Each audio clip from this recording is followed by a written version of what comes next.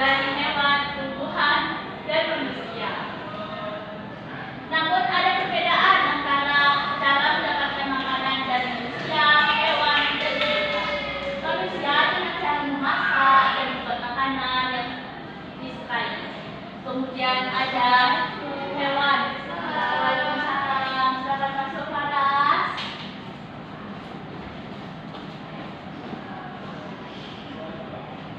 Ya, yang kedua ada hewan. Hewan mendapatkan makanan dengan cara mendapatkan makanan dari buangan sisa kita, seperti dari tempat sampah, ya seperti itu. Dan yang terakhir pada tumbuhan. Tumbuhan mendapatkan makanan dari hasil fotosintesis.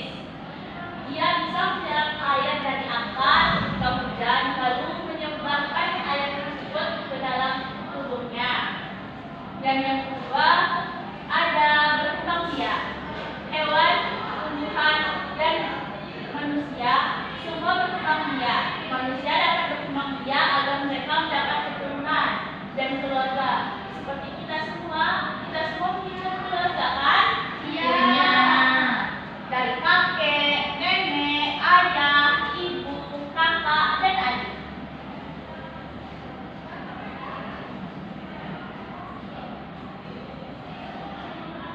Dan yang ketiga ada tumbuh. Manusia pasti bertumbuh kan? Seperti paras. Paras dari bayi, masih ingat bayi ngapain saja? Enggak, Bu. Tidak ya.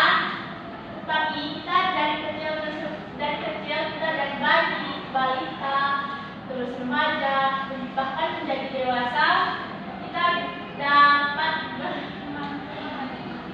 mengalami pertumbuhan.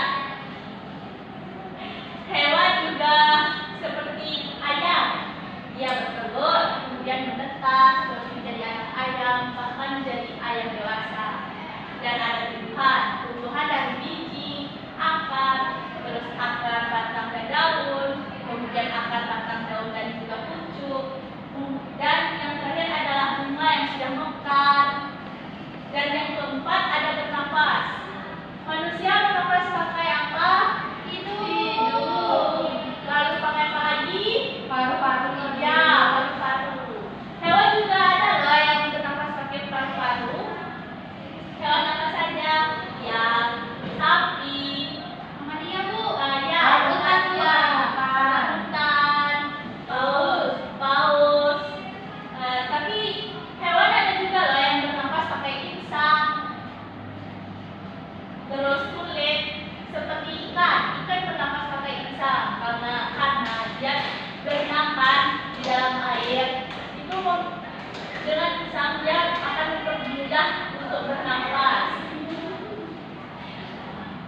Dan yang kelima ada bergerak. Pastilah semuanya manusia, hewan, dan tumbuhan pasti bergerak.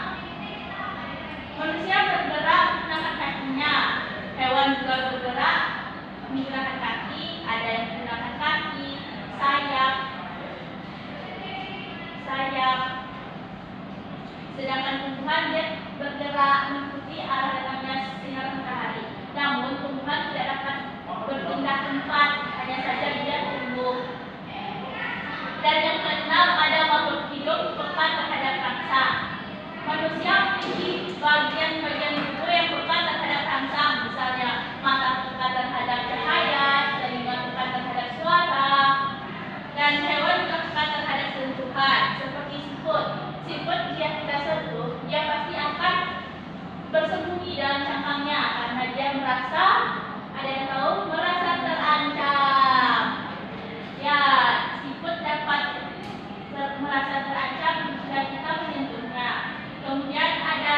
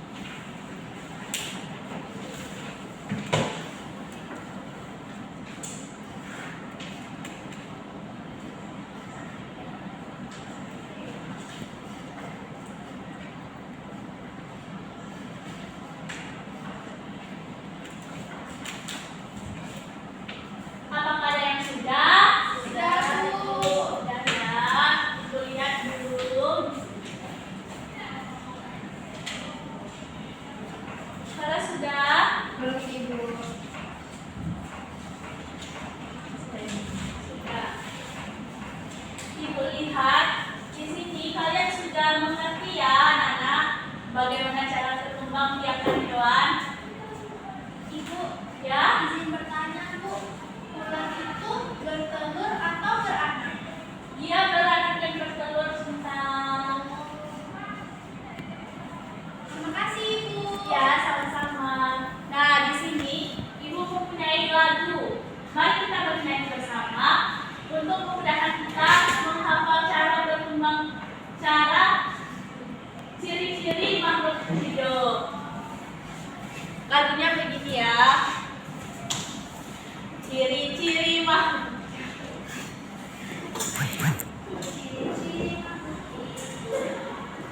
Ciri-ciri makhluk hidup. Yang pertama butuh makan, yang kedua dapat bergerak, yang ketiga berkembang biak, yang keempat